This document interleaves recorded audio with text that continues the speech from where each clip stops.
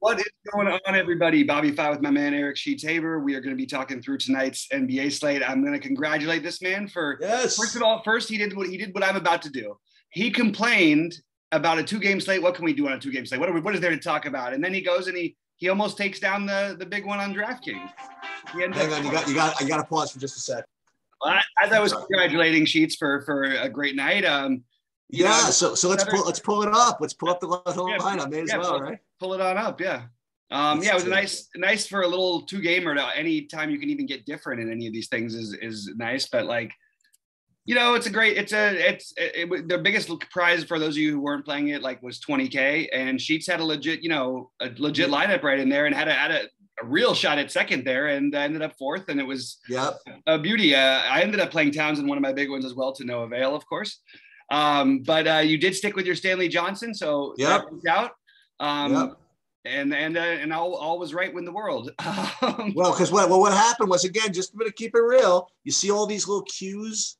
The D'Angelo Russell. Yeah. The reason why that happened is because D'Angelo Russell was left the game with an injury, exactly when I needed him to. Because Noel was really just not doing well at all. He had 6 fantasy points through 2.5 quarters or something like that. But then when Russell went out, this was all I needed. This one dude who got 16 fantasy points pretty much in the fourth quarter to get me up there. And as you'll see, I had no hope of winning. This Roxy girl just had everybody and just went ballistic. Yeah. But I held off guys and what's his name? I could have gotten second if what's his name? Who got there? Oh, Edwards had a last minute layup that nobody cared about. Boy, Edwards waited till the fourth quarter. I guess we waited till what's his name was gone, because he had 15 fantasy points halfway through the third also, and then he ended up with a freaking monster. But yeah, as you mentioned, Stanley Johnson, and he didn't even play the fourth quarter because you want to why? Because he was terrible. But he did just well enough, man. And those 21 fantasy points, that was all through 3 quarters. So but you're right, 100%. He had I think 14 in the first quarter, and it was there was some fluky stuff, some couple of steals, and I think no. Hey, that's all. Whatever works. I'm not trying to insult it. I'm just again, it's a better play reserved for the 2-game slate than it is for today. Yeah, absolutely. With it being such a big slate, let's jump into it. I do want to verbalize, this has been, I had a really bad week. So, and every time I do this complaining thing, it works. So yes, I had a really bad week this week after doing really well for a while. And, I did break even-ish last week in NBA, but I did really well in football. Right. But I would like to get back on the NBA winning track, and I'm not making the right late subs, maybe overreacting to some news. I'm thinking about playing a little bit heavier on FanDuel, where it requires those late breaking news and cramming in the minimum guys are less necessary over there. And I just feel like we're playing a little bit of roulette that I'm getting wrong. And it's partially due to some of the contests I'm playing that everybody else who's experienced and doing what I do is making the wrong adjustments as well, but they're also playing, 7 times as many lineups. So it gives them a better chance to get it right sometimes. So I'm going to try and be a little smart about it and try not to get maybe so off the board as I do with some of my plays. And then also trying to stick with takes that I have. That Lance Stephenson a couple nights ago would be a great example of that. If I believe in something, I should at least be putting some real money behind it, not just some fake money. And he did cash me in my $88. So he wasn't in nothing for me, but I could use him in one of these big ones. Anyway, that kind of stuff. I think there's ways I could play better. There's ways I could give better advice. And I'm just always going to be trying to improve my game, even if I'm winning or whether I'm winning or losing. Well, let me piggyback off of that a little bit. Okay. So what I've been doing recently, and I really feel comfortable, is to take 1 or 2 guys that I just happen to really like, and just go with it, And even if they don't project the greatest, even if it does stuff that maybe I wouldn't do otherwise, just have the confidence in going for it in the name of being different or whatever it is. And the reason why I bring it up is you mentioned something. We talk about this a lot with respect to poker, about whether there's hot streaks in poker, or whether one win leads to another win. And one thing that I noticed in my hundreds and millions of dollars of backing people and watching everybody play and seeing all the different swings, is that when someone is playing well and they're winning, what that allows them to do is to have the confidence in making a high leverage play that is the right play, that if you're not running so hot, maybe be a little timid to do, And I've seen it happen. I've seen people say, I knew this was the right bluff, but I couldn't do it because I'm just running so bad. I just knew I'd get called or whatever it is. And I think the same thing applies to all methods of gambling, whether it be stock market or DFS. I mean, if you're having success, it gives you that confidence that, you know what, I'm going to play freaking Lance Stephenson. I'll do you one better. It does that. I think it does that with everything in life. I totally agree with what you're saying. And this is partly why I believe in hot streaks and things like that. Even if it's just in someone's mind, that's a huge part of the game. Like, that's a huge part of what we're doing. I mean, it happens with girls, with anything, with confidence. I was going to say that without being overly uncouth, but I remember the hot streaks. Let's put it that way. Exactly. I absolutely. There's times in my life where it's, I get no confidence at all, and other times I'm traveling around the Med and meeting different girls every which way. Everything's going. Anyway. But hey, that's we're going to improve the game. We're going to do a better job for you guys. And I think that, Sheets obviously was on to some of the right stuff last night. And I'm just going to, all I can do is try and do is get better as we go. Let's jump into this giant game slate. I think we're going to, this again, going to preach the same things I always preach. Don't avoid the first games at all by any mean, but there's some really good ones. But I do think that in general, news that happens later is going to be very relevant. And especially it's going to be the 8:00 game with Houston, who we just got everybody, like a bunch of guys, Kevin Porter Jr., Christian Wood, questionable. That's going to change this entire slate. And I'm going to assume at least some of those guys sit. So we'll talk about that when the game comes up, but it's going to be hard to do without confirmation. And it's just going to lead us to want to steer clear of an early game with two really bad defenses that a bunch of guys rate to me to be very fine plays. Not like awesome. I love Cole Anthony in this spot. But again, he's got a huge range of outcomes. Same with Jalen Suggs. And then Franz Wagner is the other one I really like. And I think that taking a shot on Bamba, especially on FanDuel, makes a lot of sense. So there's a lot of guys I can make arguments for, but it's a giant slate. Cade Cunningham on the Detroit side would be my favorite. Sadiq Bey, both good plays on FanDuel anyway. But it's really hard to justify, with everything that's later. Now, Cade we saw it, 60-point ceiling. We've seen Cole Anthony 60-point ceiling.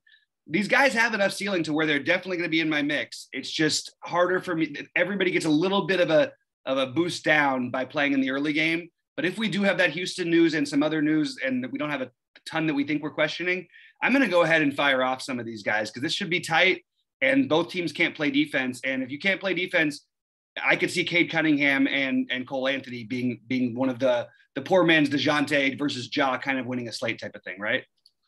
Yeah. I didn't even know that Houston news. I guess we'll deal with it when we get there. Yeah, it just popped up about a half hour ago. Okay. But Detroit Orlando on this particular Detroit Orlando, this particular slate is I'm kind of inclined to pass. I really didn't get too much from this game, and the combination of it being kind of a pass anyway and it being an early game, I don't know if I'm going to get too much. I guess if I had to, you put a gun to my head and say pick one guy from each team, I would say maybe Killian Hayes on Detroit, and then Orlando. I mean, it's kind of a stupid exercise, but maybe really nothing. I don't like anything from Orlando at all. Yeah, I hear you. I just want to point out, a couple of Franz Wagner games and Mo Bamba ceiling games Franz Wagner just put up 42. He basically feels very safe to me with a 40 plus upside. That's why I mentioned him, and he's got the forward eligibility. I think we're going to be talking about a lot of guards today. But look, no need. You have to play either of them. I also think Isaiah Stewart is the guy. He's 4,300. We know there's a high range of outcomes, but there's this guy can get you 35 if the things go right, and they're going to have to play big. And you could actually see him play with Lyles tonight, which has not been the case most of the season. So that's all I mentioned. That's all I have to mention on this one. We can move on. Yeah. Go ahead. Unfortunately, Boston, Atlanta, I don't have much either. I guess we could have the, 39th revenge game, Horford going back to Atlanta. I mean, it's happened a zillion times. But I might be talked into that, but probably not. I mean, again, same thing. Nobody really stands out here. I guess Trey is kind of a fishy 10-6.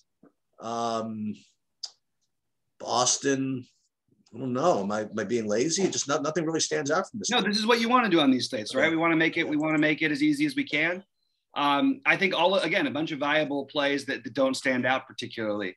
I do think it's interesting with a guy like DeAndre Hunter, for example. If he was 4.8 versus 5.2, I think that people would play him, and I don't think they will. Again, I don't think we need it on this slate. I just want to point that out as a general observation. Bogdanovich, man, he Sheets. I mean, he did play well in his little revenge game. I mean, geez, he had a 20 to have a 28% usage rate when you're playing next to Trae Young is almost impossible. And he only played 23 minutes, but he's probably going to have to be stuck there with his minutes restriction, because he just killed his former team the other night with 35 fantasy points in 23 minutes. I would absolutely be playing Bogdanovich if I felt confident that he'd get 28 plus minutes and he had upside on that. I just don't think that that's the case. I think John Collins is 6,700 and reasonable. I think Trae Young is always reasonable.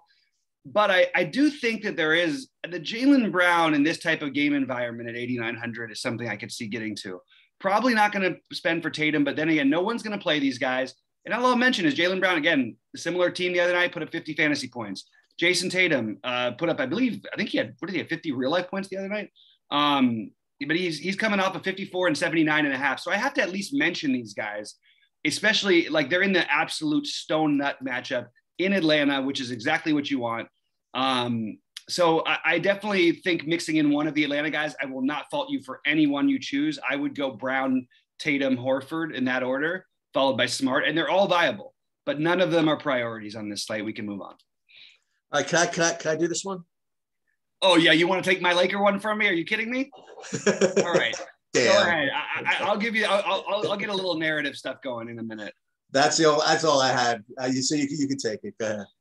Oh, so we're going to be on the same page here. Yeah, we haven't spoken at all about the slate, but this is like literally the only guy I want to play on like the whole slate. Yeah, I've got LeBron as a priority. Whoa, hey, wait, hold on. What are you talking about? Oh, you got to say talking about Monk? Sure. Yeah. No, are you kidding me?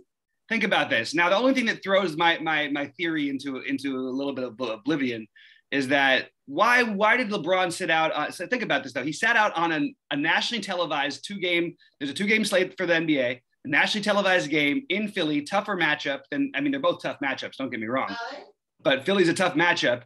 And he sits out that game. LeBron, whether anybody admits it or not, the one thing he cares about one thing he really does care about is he wants to be the greatest ever. And now he gets to go play in front of MJ. You're not going to tell me that he's not going to have a little bit of extra motivation. And I think that like, it's the perfect matchup anyway, too. Point guards and small forwards torch this team, whichever one you want to call LeBron. They play lightning quick. Everything sort of leans to a LeBron game, assuming that he's a go. So he's my number one, and that's my number one narrative. The other one is your Malik Monk. Going back there, I don't think the Lakers are in the business of trying to let Malik Monk go off unless they need him to. They'll gladly take it when they let him shoot. They want him to be active and everything. But it's not like they're going to set up a game plan based on a narrative. Now with LeBron, he is the game plan every game. So, and I also could see Carmelo potentially resting or somebody else resting. So I really think LeBron is an incredible spend up today. And you don't hear me say that about LeBron as often when he's in this price range because there's so many great plays. But I think LeBron and Malik Monk are both really good plays. And I think we can LaMelo, what are we doing here, guys? LaMelo is especially if Oubre's out, LaMelo anyway, though, is an awesome play. And PJ Washington or Plumlee, I probably don't play them together because I can't see why they would play both of those guys at the same moments, maybe for more than a few minutes tonight. But even Miles Bridges, like this game, it feels stackable with LeBron and Monk on one side, and then maybe one of Washington, Plumlee, LaMelo. And I honestly could see playing Bridges. Like, I really think this is like the kind of game that's a Big T special. It's the kind of game you could stack, but your priorities for me are LeBron, LaMelo, and then everybody else. But one of Washington or Plumlee should have a game as well. I think I think Malik Monk is going to attempt to go off. Like you said, I don't know if they're in the business of letting him, but I think that this is. I mean, they literally like never let him on the court, Charlotte. Yep. And God forbid LeBron is out this game. Then you really have problems fading him, if you want to know the truth. If LeBron's in, then I don't think Malik Monk is a lock. How about that? I really think that this is a big stack game. I really like LaMelo, and I really, really like Bridges too. I love that you like Bridges. Yeah, I would play both of them. I would play Malik Monk, and I didn't even realize that LeBron was going to play. I'll play him too. I mean, I think this is a. If you tell me this is LeBron game too, I'll play LeBron and Malik. I will maybe not that many lineups, but at least one lineup. I'm going to do exactly what I'm describing.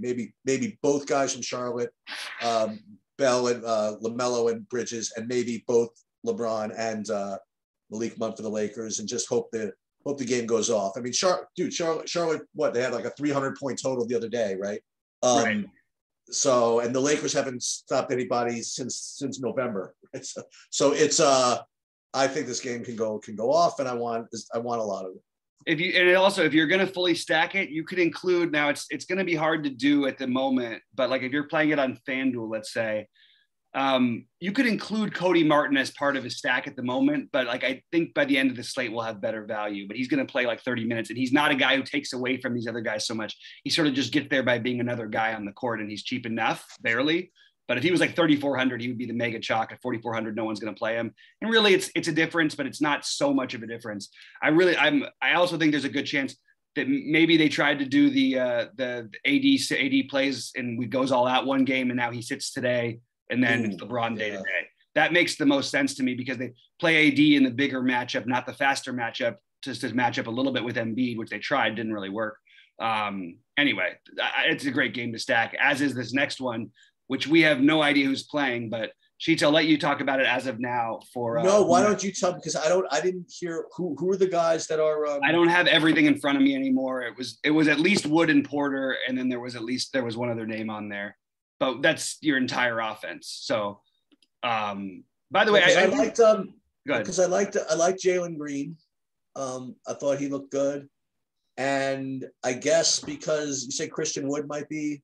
Yeah, if Christian Wood is out, then we're playing Sengun in every line. I like him anyway. Yeah, me too. But I don't know if I could play him. I don't know. Maybe I could. Sorry, go ahead, Sheets. So I like Jaylen Green. I like Sengun. And I want to play guys from Houston. I want to play guys from any team against Portland, if you want to know the truth. I have another long shot play if you need it. And if you tell me guys from Houston might be out, I'll tell you what, every once in a while, you put some games from time to time, is just Garrison Matthews. I don't know if a 100-game slate. And by the way, Josh Christopher is the other name. Sorry. So that actually that lends itself to your Matthews. That's why I interrupted. Okay. So I don't know if in a 100-game slate you need this, but whenever I'm watching these Houston games, I just see Matthews going off, from time to time. So if you're going to stack the game, or if you're going to really pay attention to it, I would certainly include him in the list. I'm not the Eric Gordon guy, so you'll have to tell me whether it's right to play him.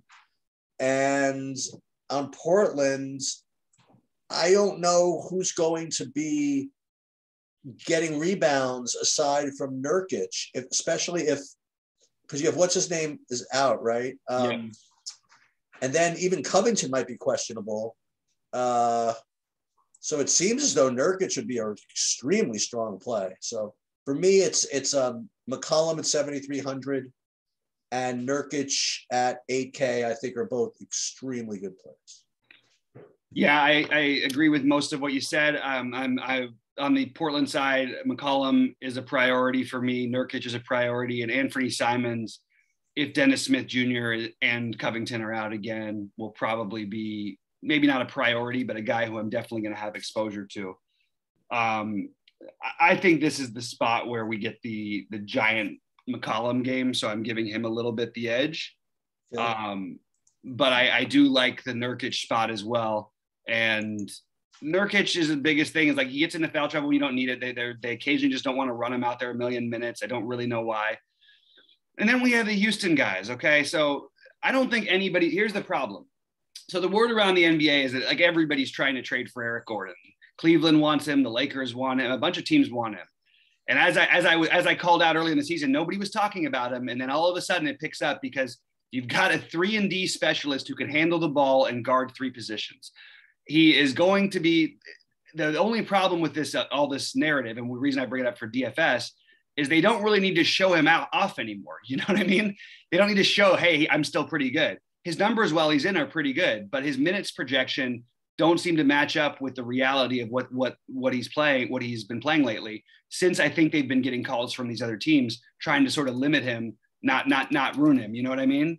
Yeah. Before the trade.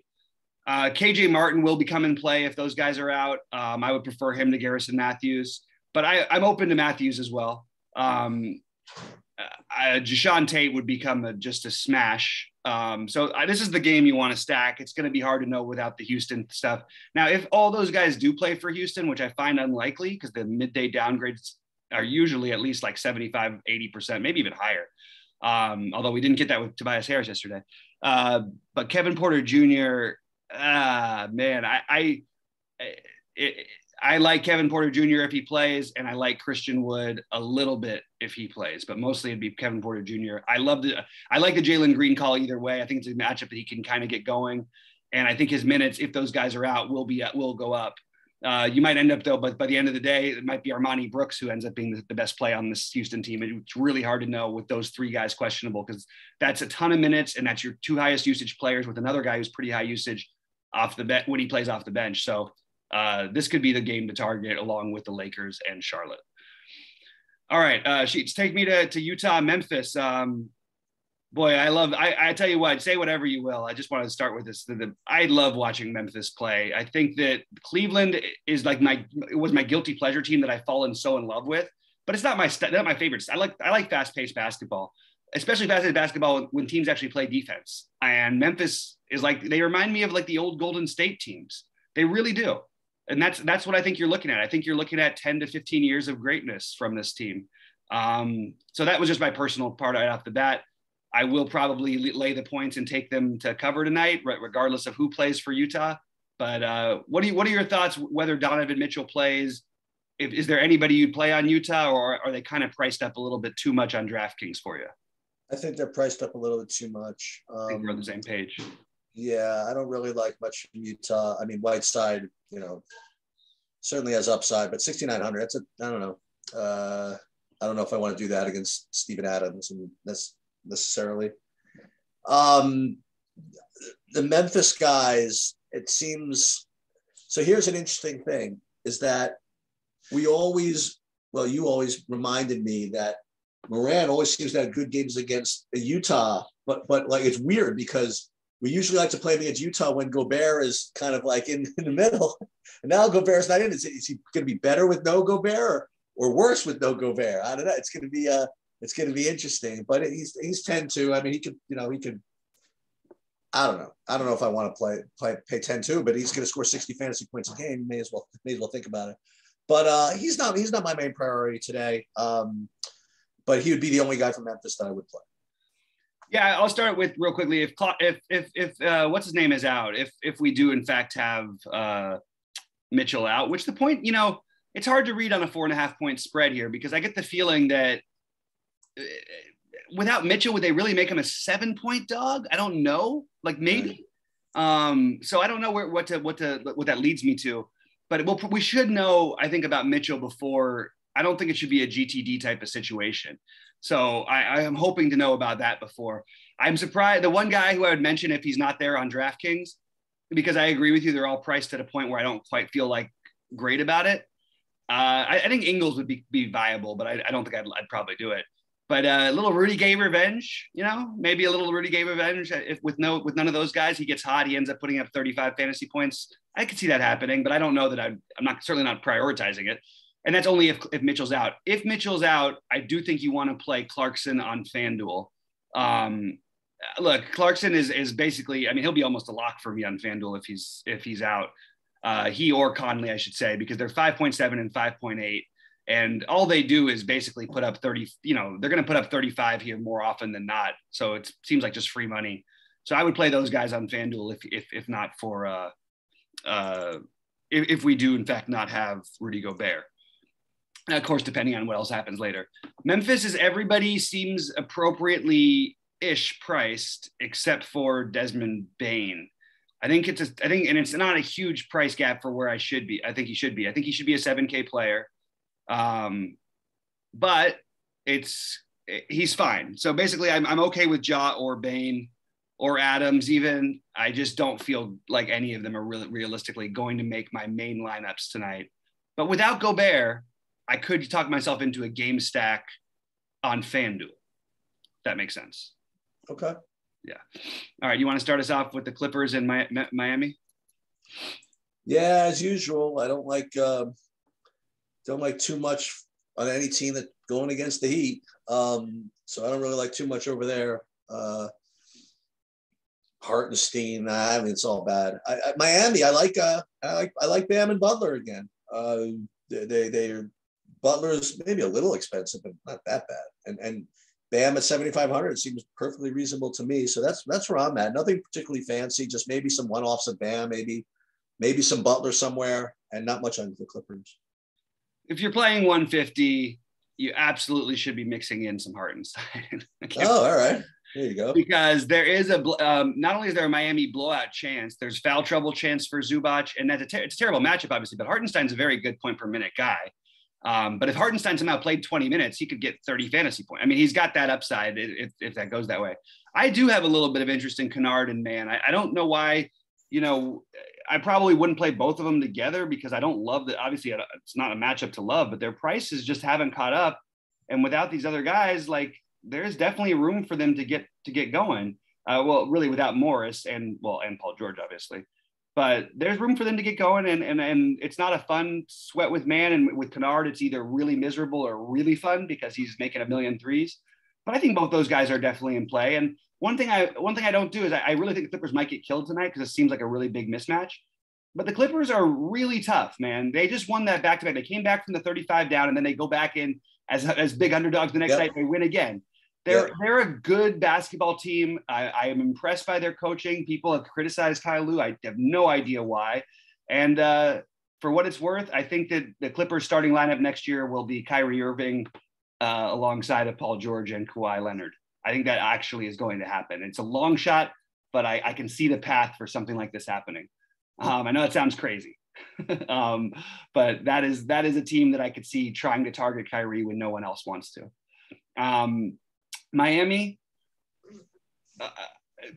Jimmy Butler is always going to be high on my list as long as he plays when he's under 9K. And the Clippers have played solid-ish defense. I guess you'd say solid-ish, but like Jimmy Butler, look, he's going to put up 40 for you on a bad game in a blowout like the Knicks game the other night. He played really well, but he's going to put out, he has that 60 plus ceiling, and he's one of the guys in the 8K range that can get you there more often. So like I mentioned Jaylen Brown earlier, but I would prefer to play Jimmy Butler than Jaylen Brown. So I actually do like Brown. I do like Kennard or Mann.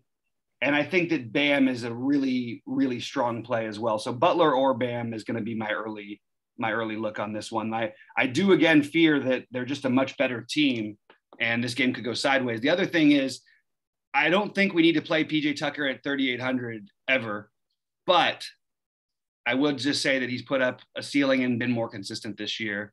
Tyler Hero has upside. I'm just talking through the guys so we remember for the future. And then all this Miami guard rotation, one of Struss, Vincent, or Robinson will get hot.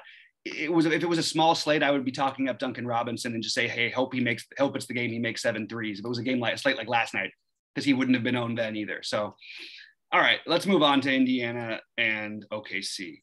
Oddly to see OKC as the favorite here, huh? I mean, for me. Yeah, they're passable, you know. And Indianapolis is still missing what's his name? Brogdon. Sabonis is threatening to come back, right? Okay, so he practiced. But think about it. If they're a half a point underdog, do you think they'd be a half a point underdog if Sabonis was back? Especially while Sabonis is on the trading block. I don't know. I really don't have much of a sense of that. I have a thought. That's my thought anyway.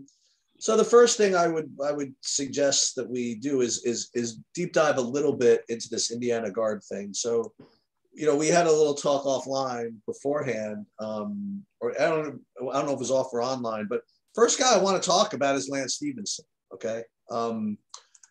Because, he obviously can throw up good games from time to time. And you'll see that in his last game, I mean, they gave him 28 minutes and he got 37 fantasy points in, huge total game. However, I mean, as you recall, I think LeVert was in serious foul trouble. Yep. Like pretty much the whole game. And he only played maybe 20 minutes. And also Duarte only played 20 minutes also. They were playing very poorly, getting smashed. And I mean, they ended up, remember the final score was 156 to 120 something. Yeah. So that's why they didn't play. So I'm not particularly inclined to play Lance in this spot. What I would do, I mean, Brogdon's still out. I would, boy, they're expensive, but is it a really bad idea to come and play LeVert now? I mean, coming off of that, I saw him on the bench. He was very, very, very depressed and very sad. I mean, he was, it was a really bad situation for him in this last game. And now they're going to be in a close game. They're going to, they're probably going to need him. I don't know. It's a real expensive price to pay, but I don't know why I'm considering it. The reason why I'm considering it is because you turned me on to this like several games ago, is that basically Shai Gilgeous-Alexander might actually be Coors Field himself. It seems I want to make it clear that I'm not insulting Shai as an individual defender. It's the situation. No. And the help and the rim protection. Sorry, go ahead, Sheets. I get it, but apparently, like Shai, when he has a good game, the guy he's against has a good game, and I think Shai is in a pretty good spot here. So, can you play Shai and LeVert in the same lineup on this slate? Yes, it seems a lot to ask, but I don't know. In some of the lottery ticket tournaments, I think I'm going to take a shot at that. And that's my main idea. Duarte, I would maybe go back to that as well. And that's at least getting you started in this game. Yeah. So if Sabonis is out, all the stuff you said, I actually agree with. And I just want to point out, Lance is averaging, this is crazy to think about. He's actually averaging 32 fantasy points per game at home since rejoining Indiana. Just with Indiana. Because remember, he played for Cleveland for some plays. Was it Cleveland? Right. Yeah, it was Cleveland for some of the season. He's on the road. He's averaging like 10 fantasy points per game. That's a big difference, and I do think he gets something out of that crowd. He's also had some fortunate stuff. But by the way, LeVert does get in foul trouble. That's not an uncommon thing. Blowouts happen against really bad teams, which Indiana qualifies as without Sabonis and Brogdon. I could see, like, I wouldn't surprise me if he had a decent enough game here, but I'm not going to be playing him tonight. I do like the LeVert idea. And I do like the LeVert versus Shai specifically idea. And I'm at the moment open to Kenrich Williams, but that'll probably change as the slate goes on. And if you're going to get those two guys 1v1, maybe you could include, well, if there's no Sabonis, I would go back to Batatse. He's really expensive, though. That's fine. I mean, he had the really, really bad game with the foul trouble. He had the blow. Remember that game where he had 33 against Golden State? He got ejected. Was that the one, it was either that or the Phoenix one that he got ejected? He's been good point per minute. He's gotten in foul trouble a few times. It's a very long shot play. But again, if Sabonis is out, I've just seen big men have killed OKC. So mostly, though, it's going to be LeVert versus Shai for me. And I will mix in guys like Dort or Kenrich or Robinson Earl potentially if I'm going to do that. Denver, New Orleans. I mean, it seems as though everybody's kind of healthy. I don't see where there's a lot of edge here. I mean, Jokic is gonna project for 60 fantasy points. He always does. I don't think I'm gonna get there today. As well, probably most of the field. He's gonna be probably 10% or less on a slate like this. So certainly I'm not going to tell you can't play him, but I just feel as though there's enough other stuff that I don't have to pay 12.6 for him. So that's kind of where I'm at. I mean, I don't really like all too much in this game either. I just got a quick news in that Malik Monk is out tonight. Okay. And LeBron, AD, Westbrook are all questionable. All righty then. So we have the giant slate that could turn into another. I mean, I don't know what's happening with what are they turning it into a 10? They're still in the playoffs. Jesus, guys, come on. Get it together. So anyway, so Denver, the only That's guy. really funny. That is really funny. The guy I do have interest in is Will Barton. It's not just point chasing because he was phenomenal and took all the usage in the last game, but I think that Jokic, if there was a bad matchup for Jokic, it would be against a guy who's as big and stronger than he is, and that is Valanciunas. And as much as people have criticized Valanciunas' individual defense over the past years, he's a very, very, very it's a very low scoring opposition versus him as a center for the most part, even though he plays on a bad defensive team that gives up a lot of fantasy points, but he's actually tough for Jokic. So I can use that to not play Jokic, but at the same time, no one's going to play Jokic, and that just feels wrong. Right.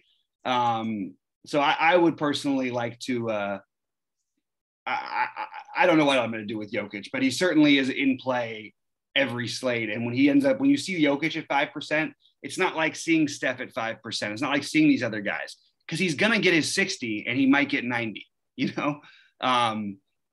Anyway, Devonte Graham is my only interest on the New Orleans side. I actually think he's been playing really well, but I think Will Barton and Devonte Graham are both very solidly in play here.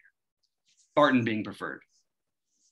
Chicago, San Antonio. I like the good guys on Chicago, DeRozan, LaVine, and Vooch. I think they're all pretty good here. And on San Antonio, I mean, not a lot. I mean, the best I have is kind of a fishy pop value play in Vassell or Vassell at 4K. He rates to be the top point per dollar guy from this in this game. And everything else, not much. I don't think I'm gonna play DeJounte in this spot. I think Chicago's defense is good enough where I probably don't want to play him at 10K. But I might be interested in playing one or two of those Chicago guys. Actually, I wouldn't play two of those together on a slate like this. I'd play either DeRozan or Vooch or LaVine. Okay, I want to point out that the guy you missed my favorite play in the game, and I don't know why DraftKings is being so stubborn. You should be playing Jacob. We should be trying to find a way to play Podol basically every night. Just look at his game log. Just look at it. He literally his worst outcome has been 6xing his price. I'm gonna love Podol tonight. He's my preferred, but I also I got away with the 1%. I think it was Keldon Johnson the other night on FanDuel, which was looking absolutely amazing until he literally didn't have a fantasy point after like mid third quarter, and he was at 33. So I thought he was about to have his monster game. I would rank it for me: Podol, Johnson, Vassell, maybe then DeJounte. Although I kind of like DeJounte. The Bulls defense is not good without. I mean, honestly, it's been really bad without Caruso. It's crazy that they're saying that 10 points per game it makes up. The other team averages 10 more points per game without Caruso. That's crazy. That's like all-time defense type of stuff. Like, that's incredible. And I agree that one of the Bulls guys probably gets there in a really good matchup. I will take the narrative guy, although the problem is he likes the coach and everything. DeMar DeRozan has been a narrative-driven guy when he played Toronto, afterwards he went off. I think I would give the edge to DeRozan, but the main thing in this game for me will be one of Podol, Keldon Johnson, or Vassell, but probably mostly Podol. And I do think DeRozan, they're all some fine plays, and Vooch on FanDuel maybe. LaVine let me see if LaVine's price is still the same on FanDuel. I think we should be interested in at least one of these guys. I mean, look, I know I'm naming a lot of names, but I'll prioritize at the end. Guys, before I forget, I know this is mid-thought, please like and subscribe and all that stuff. We really appreciate it. Please like, it helps the YouTube following. But LaVine has been really good, and I don't know. I think I would side with DeRozan, but I'll put it as DeRozan or LaVine. Probably going to leave Vooch out on DraftKings, maybe play him on FanDuel. That's where I'm at for this one. And I don't mind if you do end up getting, I mean, these guys who have been so great all season are going to be completely unowned between Murray and Luka. I'm sorry. And excuse me, Jokic. And they all have a monster ceiling. My guess is by the end of the slate, it's not going to be the case because we're going to get tons of value. Donovan Mitchell, by the way, just ruled out. So that brings those other Utah guys in play on FanDuel. All right, Minnesota, Phoenix. What do you got? We'll start with the easy play again. Cameron Johnson again, 4,700. It's kind of a plug and play, I think, at this point. He'll be 30% owned plus, and I think you probably should play him. Other guys on Phoenix. Wow, you know who I'm getting to is one of your hoodoos, the Jalen Smith at 3,400. I'll put him on the list, and that's Booker. I don't think I could do it at 9,900. I will also say that Minnesota on a back-to-back going into Phoenix is probably in for a little bit of trouble. Rough business. Yeah, probably in for a little bit of trouble. So I don't know if I want to pay 9,900 for Booker in that respect. Then on the Minnesota side, again, this is what we did last night, right? So, Cat, I really don't want to play much of any of this, you know what I mean, on the back-to-back like that. So I'm probably going to, unfortunately, though, if what's his name is out, if Russell is out, then we do have to kind of think about this, right? Yep. Has he been ruled out? I have him as out currently. Yeah, let me see what they have. I have him as a questionable, and Beverly's a questionable. So unfortunately, we got to wait and see, right? Right. With both these guys, because if they're going to start Noel at 4K, for whatever it's worth, he was pretty aggressive when he knew he was going to get the run, and if you get Russell and Beverly or whatever again, you get Russell out. I mean, I don't care about freaking back-to-back and jump shooters, whatever. I mean, you got to play Anthony Edwards, don't you? He continues to shoot it every time he touches the ball. And if these guys are out also, you could play, what kind of price is this on Malik Beasley at 3,800? You know, so we gotta wait and see. If all those guys are out, I mean, probably have to play those guys, no? Well, Beverly starting with him would be the obvious play if you're going to play him. I worry about Minnesota coming into this game. Sure, but I worry about how they're gonna approach it, to be honest with you. And does that mean more for Noel? I'm having this Minnesota side is the hardest I've had to think about it. Like I really don't know what to project right now, and it's a late game. We always get the Beverly news late, and it's always out. But I don't think that means Noel needs to like go off. I mean, you could get those could go to Beasley minutes. You might get more Taurean Prince, not to play him, but just you might get some minutes. It's going to be kind of a weird situation. So I'm going to probably hold this one for 6 or something because I really can't figure out what to do. I think they're all going to be owned a good bit, and I think they could get smashed here. And if I had to rank them, I actually think I'd rank Edwards and Towns and Edwards as even at 1 and 1A. You're going to probably want some exposure here, but I can't figure out for the life of me like what to do because I am worried about that blowout on a back-to-back. And usually blowouts don't concern me as much unless they're back-to-backs or front ends of back-to-backs, because then you really will get your players rested when it's a 20 some odd point game versus a 30-point game. Because usually if you're within 20, like the Lakers last night were down 22 and they tried to, they left everybody in until like 5 minutes left to go in the third quarter or the fourth quarter, maybe 4 minutes left to go even. So I don't know what to do with this one. Jaylen Noel would be the other one. I do think we're going to want to do some of it, but I just can't figure out what to do. Or Beasley, like I guess maybe Beasley or Noel, especially because they can fit into the blowout narrative and they haven't been getting run, and it gives Beasley an excuse to go off. I don't, again, with the blowout narrative comes with a blowout possibility. I do think Jalen Smith is in play, and I don't feel great about it. But I don't think he's going to be owned or anything, so you can take him as a low-owned play. I do think people are going to flock to Booker, and he's been unbelievable. He shot the ball 63 times in the last 2 games he's played. That's pretty incredible. But Chris Paul has also been awesome. It's a good matchup. I'm probably going to lean more towards the staying a little bit more away here. They've been, by the way, Chris Paul and Booker have both been incredible since they lost campaign. And that is not a coincidence because he does take up some usage on that second unit with Booker and then also with Paul in the next quarter. Cam Johnson is a good play, but at his ownership, I'm probably going to try to find a way to fade it. Okay. So this next game, this last game, reminds me to bring something up with you. We came across this a few weeks ago. I'm just kind of curious why this is. That some of these like central time zone games are being played like really late in the night. You know, like it's just strictly for television. Is that what it is? Oh, okay, that's what it is now. Okay. And it's gonna be. I don't know what the total is. I imagine it's kind of low, right? 112 to 104. Yeah. So I don't. Boy, oh boy. I don't know how much I like this game. Giannis he projects okay, but not great. I really don't have too much for this game. It's kind of annoying. Yeah, I just think it's important to remember on these big slates, everyone adjusts. Like Luka the other night was going to be 2% owned until Harden was announced out, which made Luka like 30% owned, you know? Right. That could be a situation you find yourself in with Giannis tonight.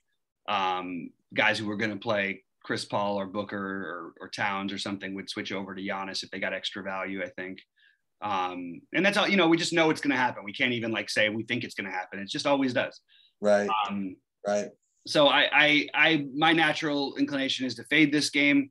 I think that Holiday is getting close to the point where we're going to start wanting to play him again at 7,400. I think it's a little too cheap for what he can, his upside, in which, he can realistically get 50 in any matchup. And I think this could be a good spot for him, but I don't have anybody particularly interesting other than that, without knowing, of course, who's going to play. So I have to say for a big slate, for me, it's pretty easy. And again, this is really early and all this stuff.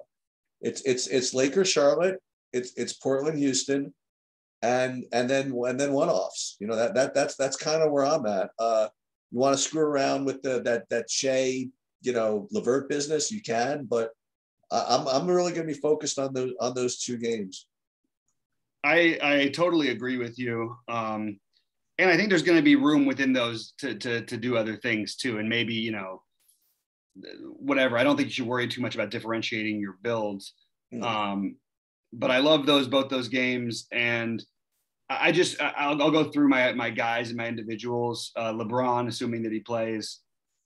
LaMelo, at least one of Washington, Plumlee, Bridges, or Rozier. It's going to be at least one other Laker too, probably, because if we lose any of those other guys, I just think there's going to be enough room for somebody else to score, somebody else to have a game. And again, the nut matchup and the Lakers, if LeBron does play, will be bringing their best foot forward. Whether that means they're going to win or lose doesn't necessarily matter. It's just that they should be able to stay in the game, and I'd rather take that shot. One of Nurkic or McCollum. It's probably going to be Green or Sengun, but that whole, situation is totally up in the air. But these are all the same games we talked about. Luke Kennard or Terrence Mann will probably end up in a decent portion of my lineups. Jimmy Butler or Bam will end up in a decent portion of my lineups. Shea versus LeVert, one or both. I like the idea of playing them in the same lineup. Maybe you do it on FanDuel if it's a little easier for you. I think Will Barton is a good play that shouldn't have a ton of ownership. Cam Johnson, and then we're probably going to want one Timberwolf, but I don't know which one it's going to be yet. And that's all I got. Do you have anything else for this slate? I actually like what you said, though. It is for a big slate. It does have a seemingly direct focus, but just, that could all twist with, one other guy being knocked out. I do think the Utah guys would be priorities on FanDuel. As well as some of the Detroit and like Sadiq Bey and Mo Bamba both stand out on FanDuel as well. Those are my other ones that I came across, but all of Utah. All right. So unfortunately, I don't think I'm going to be able to go live tonight, but I'll definitely update projections before 6, and that'll do it. Yeah. Good luck to everybody. I know it's a long one, but we wanted to go through it. I think there's always a good process stuff to go through. And I will see you guys at 6. And let's have a big Friday and get ready for this fun football weekend. Good luck, everybody.